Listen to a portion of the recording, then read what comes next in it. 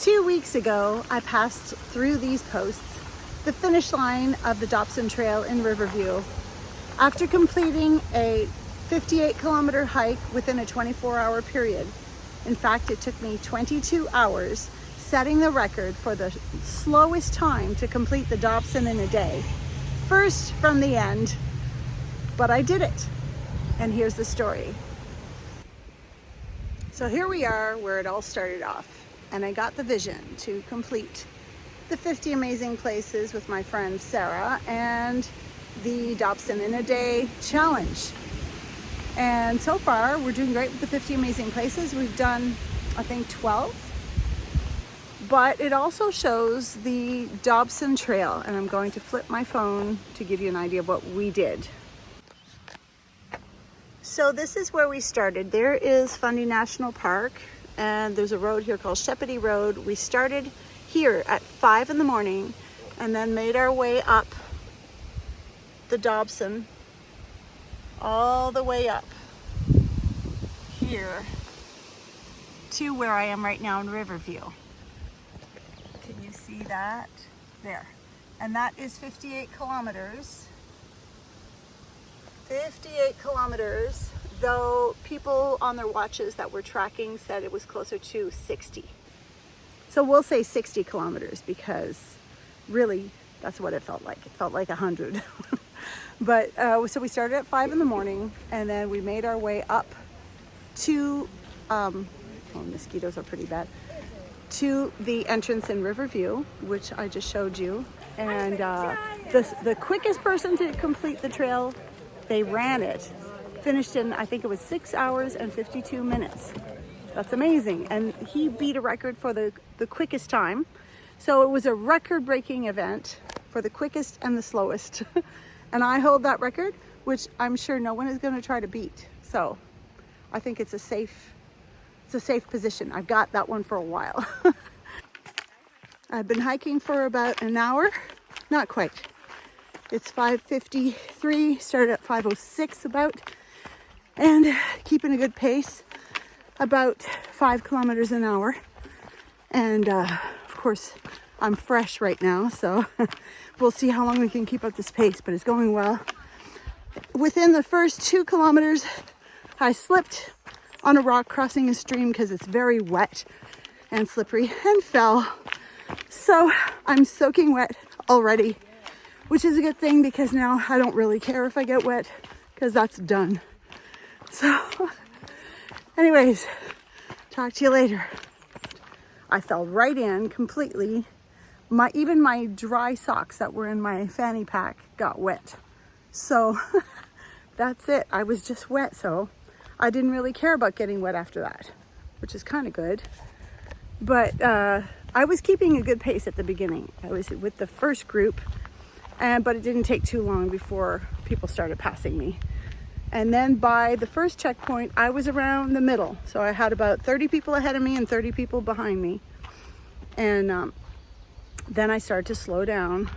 So we've pretty much spread out into our own speed groups now. And I'm around the middle of the pack, I'd say. And I'm keeping up a speed of about 4.5 kilometers an hour. And it's going great. Just past kilometer 49 and we went through the logging roads and now we're in the forest and it's beautiful.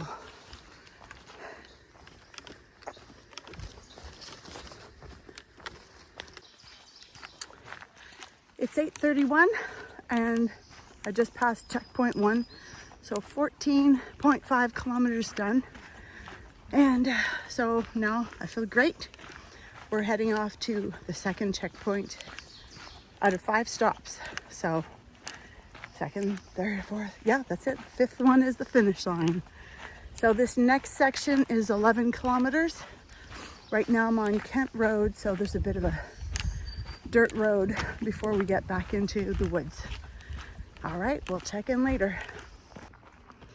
We're doing great. We're about halfway through the second section and I'm in a beautiful forest.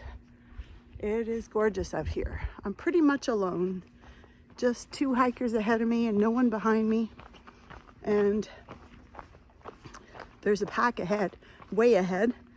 And there seems to be a pack way behind because I haven't seen anyone else in a while. But yeah, it's going great. I'm fully confident that I can finish this. 38 kilometers left.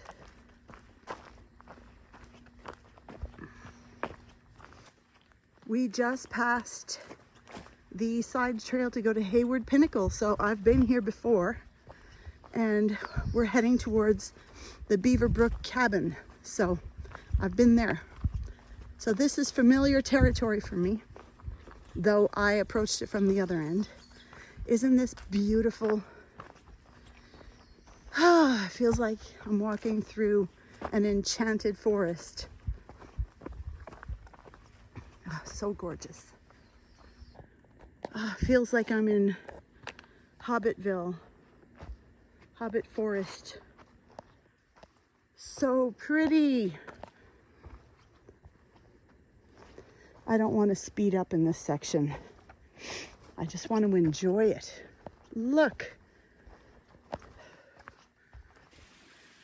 Pretty little brook with a makeshift bridge. I just have to stop and take a little bit of this in.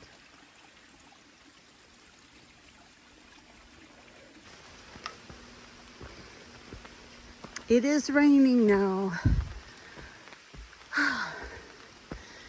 The pace is slowing. I'm feeling tense in my muscles. I feel like I need to stretch them, but I'm gonna wait till I get to the next checkpoint. Oh, yeah, it's raining pretty hard right now. Maybe I should get my raincoat out. Yep.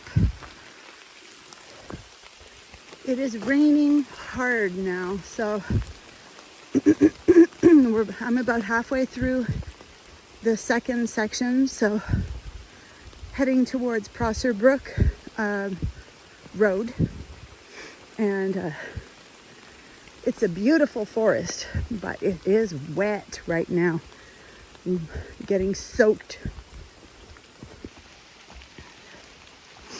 Okay, so it's raining hard, and I'm halfway through the section that goes to between Kent Road and Prosser Brook Road. Almost to Prosser Brook Road, I think. And yeah, it's coming down hard. So I was already wet from falling into the stream, so it isn't that bad, but I had started to dry off. I guess it's not a day to expect to be dry. Then second checkpoint, I still had a good crowd behind me. So I was like, okay, we're doing fine. I'm not at the end. No one wants to be the last person, right? So anyways, but then the third section really got me, because during the second section, my muscles started to seize up going downhill. So as soon as I was going uphill was fine. As soon as I was going downhill, I was slowing down a lot because my quads were really seizing up.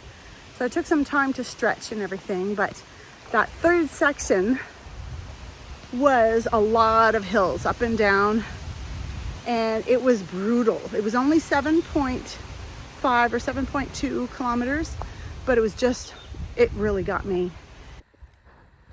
26 left. It stopped raining. This is a fabulously beautiful forest with the pine needle floor, nice and cushiony, feels good on the knees. So 26 kilometers left, more than halfway through. It stopped raining. I have a bag full of dry clothes waiting for me, and we're going to do this. So I want to tell you about the low point. The lowest point of the Dobson in a day was in the fourth section after midpoint. So at midpoint, we had dry bags, and I was able to change into some dry shoes, dry socks, dry shirt, though I had to put my wet coat on top of the dry shirt. But it still felt amazing, you know, just to reset and to get some food into me, get some protein, and give myself some fuel to go on. And I felt energized and ready to go. So, but the fourth section had hills, lots of hills, and they were just up and down. And oh my goodness, it was torturous. It was a shorter, how much was that? That was 11 kilometers. It is 5:54 and I am approaching kilometer 18. So, oh, someone's ahead. Okay, good. I haven't seen anyone in a long time. Anyways, and yeah, anyways, approaching kilometer 18, and my knees are giving me a really hard time going downhill. So I have to slow down a lot whenever there's a downhill. But other than that, I can keep going. So as soon as we get to flatter land, I can pick up speed. So I was fine going uphill. It's going down. Going down, I had to take them sideways, and, you know, I couldn't put one foot in front of the other. And it was raining. So it had stopped raining for a bit, but it started raining again. So again, getting drenched and muscles seizing up. And people were just passing me. More and more people were passing me. So I was falling behind, and I knew that I was near the end now. No longer part of the middle pack. Now I'm near the end. I didn't know how many people were behind me, but like I think I was 41st or 42nd, and then someone else passes me. I said, okay, now I'm 43rd, and someone else passes me. Now I'm 44th, 45th, 46th, you know. Just out of 62 people. So I knew that I was gonna, if it continued at this pace, unless someone else was slower than me, I'd be last. And that was playing on my morale. And I started to just kind of break down. And at one point I fell, and with the rain falling on me, it was slippery, my muscles were seizing, I was in pain. And I just started to cry. And oh, just one point. I took a muscle relaxant, like an Advil and a Robaxacet. And funny thing is, when I took that, I felt extremely more emotional. So just an observation. But yeah, I felt very emotional at that point. And I started crying. And I just thinking, I'm not going to do this. I'm going to be last. Just thinking how embarrassing it would be even to do this video thing, talking about being last, and to having been public with this, and then saying, or not finishing, which was even worse in my mind. And then I thought, I said I wasn't going to quit unless I was injured or sick, and I'm not injured and I'm not sick, so I have to keep going. So anyways, I picked myself up and I kept going. And just one foot in front of the other, just keep going. And then I got through that section and I made it to the final checkpoint. And one guy came up to meet me and said, are you going to stop here? Because, you know, you're going to be in the dark if you continue. And there's bears and there's moose and there's the, what's it called? The bog. And then the last section is quite technical. So anyways, but I did want to finish it, and I couldn't not finish. And I was thinking, I never want to do this again. So if I don't finish, I'm going to have to do it again. So I have to finish, because I want to check this off of my list and say it's done and completed. And this is not something I'm going to have to revisit. It is 7:22 and I just passed checkpoint 4 on Tower Road. So it's the home stretch, the last 14.5 kilometers. And my goodness, this is so beautiful. I'm going to show you in a sec. Just want to say I'm going to do it. I'm going to finish. It'll be in the dark with my headlamp, but I'm going to do it. And I a few times I thought I wasn't going to be able to. I thought I was gonna have to give up, but I'm okay now. And the finish line is approaching.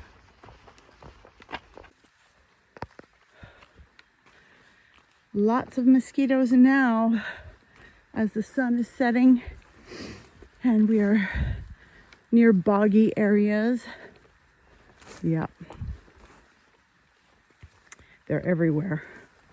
Feasting. So I pressed on, and actually after that really hilly section, it wasn't so bad anymore. It was the trail was flatter, and I knew the last section. I knew that there weren't a lot of big hills, so I thought I can do this. I know that there's a lot of like wet sections, but I'm soaking wet anyways. And I kind of figured that if I kind of started picking up the pace a bit and getting like a second wind, especially after taking more protein and all that. So I called my husband because we had a little bit of cell service around Tower Road, and I told him, I think I'm gonna finish around 10:15 or 10:30. So be there, because I want you to be there when I come out. So, and he said, you sure 10:15, 10:30, maybe 11:30? And I said, well, be there at 10:15 because, you know, I don't want to come out and you're not there. So, fine. Anyways, I was way off. So I started off really strong in that final section. I want to say fourth, but it was the fifth section. 14.7 kilometers. It was 7:20, and I left my poncho behind. It was one of those disposable ones because I thought, okay, it rained all day today. I think the rain is done and we should be clear going for the rest of the way. Well, I was wrong, because about an hour later it poured and I got drenched again.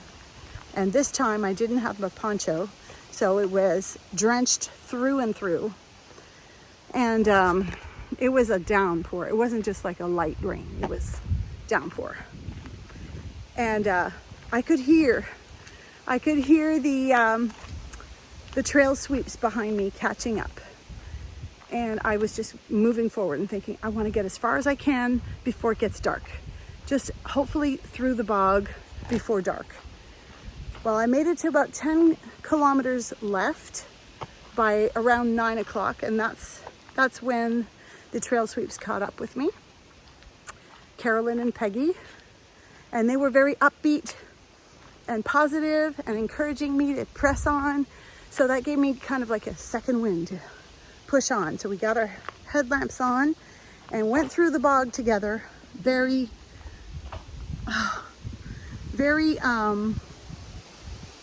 terrible experience. What can I say? After the rain on top of it, it was so wet, and the rain was, all of the greenery, the foliage was just full of water and leaning into the path. And as you'd walk through, all that water would just drop right onto us. So just wetting us even more. So we were just, all three of us were drenched, and it was dark. So we couldn't really see where we're going. And my headlamp, it's a good thing that they were there, because my headlamp, note to self, next time you pack extra batteries, because my headlamp was really losing light quickly. Of course, it took me 6 hours to do the last 10 kilometers. So it was 9 o'clock when I hit that 10 kilometer left point, and 3 in the morning when we got out. So it took us 6 hours. Isn't that crazy? 10, 9, yeah, that's it, 6. I'm doing my math right. So, anyway, so that was a little over 1 kilometer per hour, right? That's how slow we were going. I was going, they were following me. So every stump, every rock, every wet spot every hill was a challenge at that point. And at one point again, it was raining, we were wet, I was cold. I was losing a lot of heat because I didn't have a poncho. About halfway through that time, one of the sweeps, Carolyn, remembered that she had an extra poncho. And so she put that over me, and that helped retain some of my body heat. But I was losing a lot of heat. You could see my breath when I'd be breathing. That's how cold it was after nightfall. So, and being wet. And anyway, so what was I saying? Yeah, so, yeah, at that one point, I just stopped. We were mid-hill, just going over a stump, and I couldn't pull myself up anymore. I said, I can't do this. I was crying. I said, all I want is no more stumps, no more rocks, no more hills. Just give me something flat, because I can walk on flat, but I can't do this. And so then Carolyn reached out her arm. I held on to that, and Peggy was behind me and pushing me from behind. Without them, I don't think I would have been able to do it. I would have still been out there. They would have to come rescue me. But so they pulled and pushed me up the hills and through all of those obstacles until we got to the last 3 kilometers where the trail is a lot smoother. And I was able to walk on my own and pick up the pace a little bit. And of course, we didn't have cell service during that section. So my husband and son and the organizers who were waiting at the other end were getting worried. It was 10:15. He was there to meet me. At 11:15, he didn't think anything of it. He kind of figured I'd take longer. 12:15, maybe he was starting to worry a little bit. But by 1:15, they were thinking, okay, maybe we need to send a rescue party. So they got all suited up to come out and meet us. And shortly after that, we reached the 3 kilometer point, 3 kilometers left. And cell service was restored, and we were able to communicate with them and let them know that we were safe. Which much to their relief, but they still came out to meet us. And we all met up at around 2 kilometers left. And they walked me out to the finish line. 22 hours of walking. Oh, wow. You made it.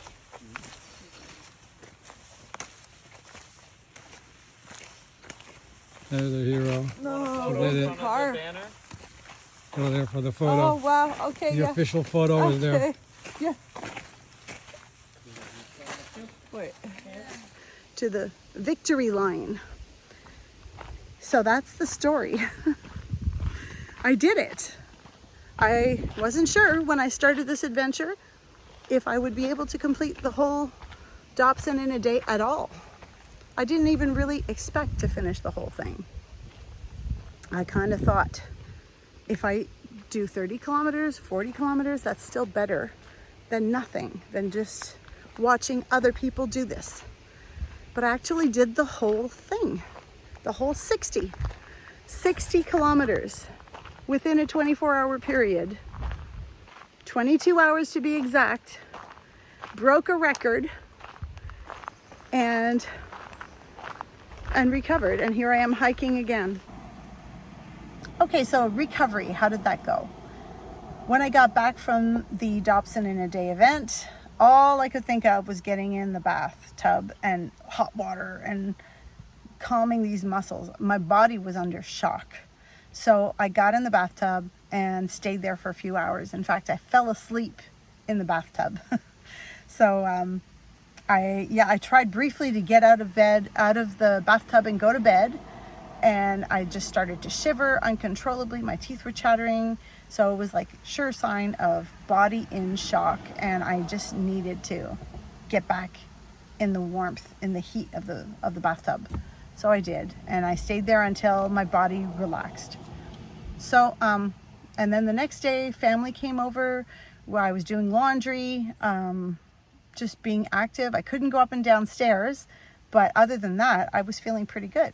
And on Monday, I started doing renovations with my son. He came over and we worked on the deck.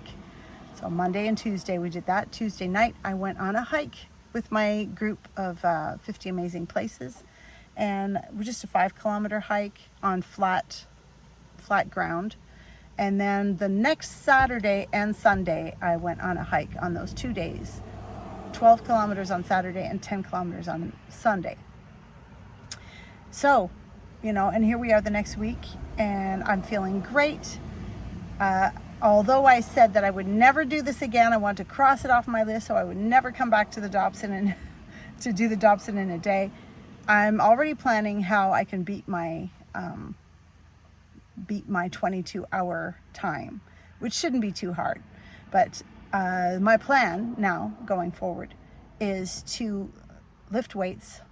So I'm all set up for that in our basement. I've got everything I need. I just have to do it. So I'm going to be weightlifting and continue hiking, and I want to lose another 20 or 30 pounds, because if you have 20 or 30 pounds less to carry, that's going to help too. So I had already started, I've already lost maybe 15 pounds, but I still have another 20 or 30 to go. So it's slow going when you're after menopause. I've lost weight before, and it went so much faster. After my second child was born, I made it down to 122 pounds, I think it was, and I had lost something like 45 pounds. And yeah, took 6 months, and it's not happening now. My body's not responding the way it did then. So that's okay though. We'll take it slow. It'll take however long it takes. The weight didn't come on in a year, so it came on over time, and it's going to take time to go away. But the goal is, though vanity may be part of it, it's also to be able to do these things. I want to be able to do the Dobson in a day, and I want to be able to do all kinds of other hikes and activities. So that's part of this transformation and this new me that I'm working towards. The new old me, I'd like to say, because this, it's like that person was always there. It's just maybe covered by, all kinds of cares that I've had that took over, and that took a precedence and took my energy and took my attention. And now my attention is coming back. It's coming back to where it needs to be. So that's important. It's important in this phase of life, that you reconnect, because I have to live with myself for the rest of my life. So I want to be with someone that I enjoy. So that's it. Anyways, that's the direction going forward. And I look forward to sharing that journey with you.